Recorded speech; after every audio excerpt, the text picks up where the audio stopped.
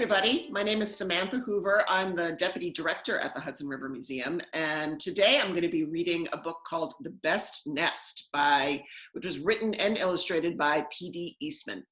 I've always loved this book, and I have really great memories of reading it to my kids over and over again, so I hope you enjoyed as much as they did.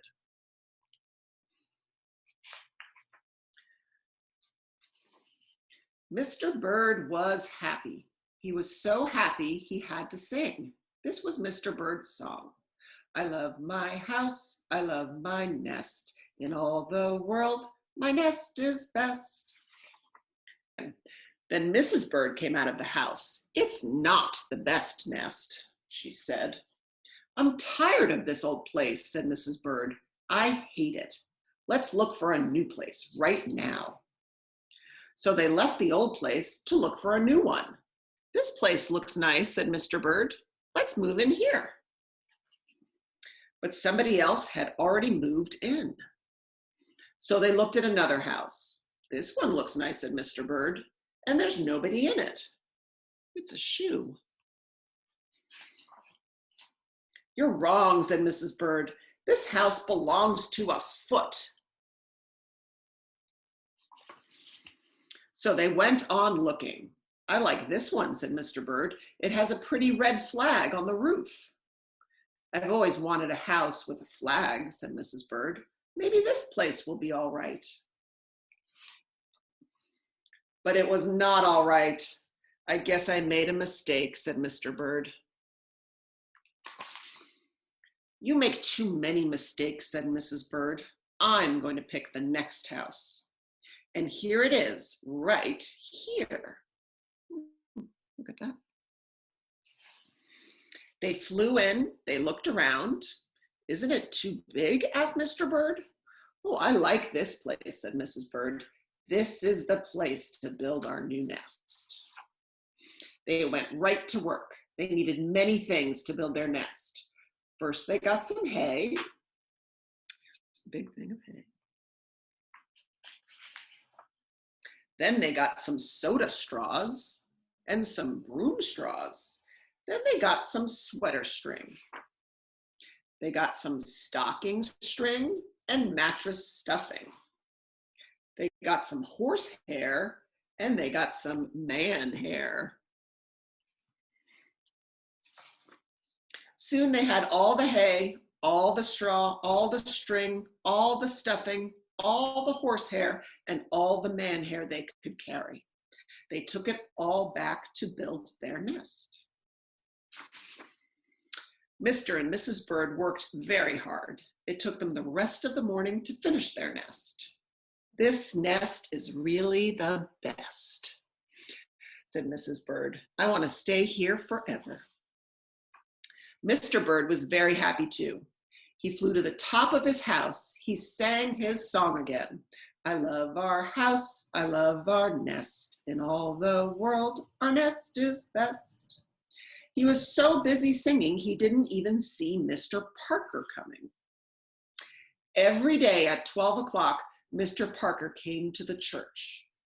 Mr. Parker came to pull a rope. The rope went up to the bird's new nest. The rope rang the big bell right under Mrs. Bird's nest. Bong, bong, bong. Mrs. Bird got out of there as fast as she could. Bong, bong, bong.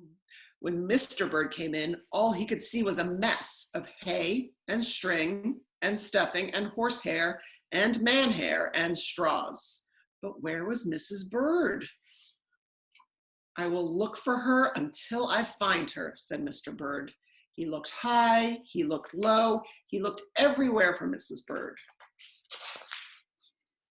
He looked down into the chimney, but Mrs. Bird wasn't there.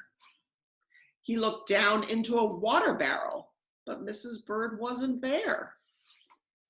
He saw a big fat cat, and there was a big fat smile on the fat cat's face. There were some pretty brown feathers near the fat cat's mouth, Mr. Bird began to cry. Oh dear, he cried, this big fat cat has eaten Mrs. Bird. Mr. Bird flew off. I'll never see Mrs. Bird again, he cried. It was getting dark. It began to rain. It rained harder and harder. Mr. Bird could not see where he was going. Crash! Mr. Bird bumped into something. It was his old house, that old house that Mrs. Bird hated. I'll go inside, said Mr. Bird. I'll rest here until the rain stops. Mr. Bird went in. Mr. Bird went in, and there was Mrs. Bird, sitting there singing, I love my house, I love my nest. In all the world, my nest is best. You here? Gasped Mr. Bird. I thought you hated this old nest. Mrs. Bird smiled. I used to hate it, she said, but a mother bird can change her mind. You see, there's no nest like an old nest for a brand new bird. And when the egg popped open, the new bird thought so too. The end. So I hope you enjoyed this with springtime here, and we're finding birds' nests even in our backyard. We have a great bird house that my daughter and husband built. So we love bird watching, and I've always loved the story. So I hope you like it too. Thank you.